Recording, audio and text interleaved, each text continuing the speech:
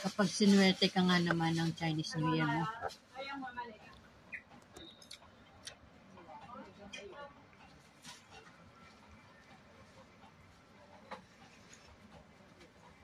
Mainit na sabaw.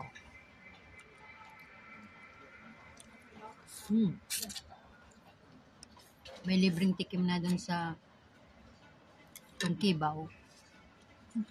May mainit na sabaw pa. Yun ang Chinese New Year. Kuiki, hindi Tungkibaw. Kungki ba? Kungki. Kuiki. Kuiki pala, kuiki, sorry. Maraming tikim doon. Mga different kind of biscuit. What else? Shrimp crackers. Sarap. Pasok ka lang doon. Kungki. Yun ang sikat na bilihan ng mga pastry sa Macau pag pumunta ka. Pag pumunta kayo.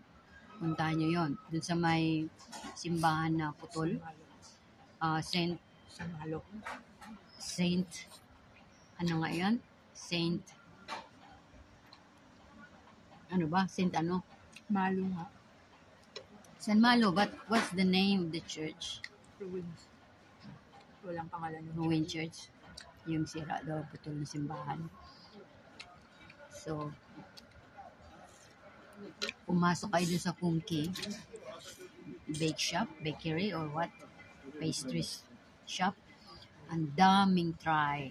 Ang daming mga tikim-tikim. Pasok ka lang dun, sulit ka na, hindi ka nabibili. Tikim ka lang. Masarap. Iba-ibang klase. So, bili kayo dun ng egg tart.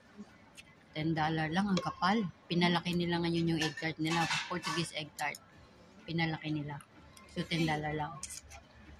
Masarap siya. So, pagbalik mo ng Hong Kong,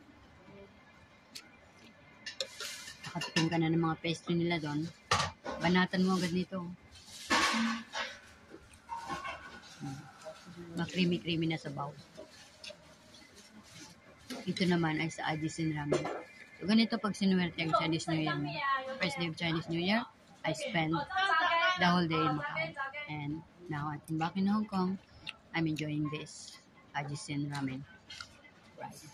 Happy Chinese New Year, everyone. Kong hei fa choy.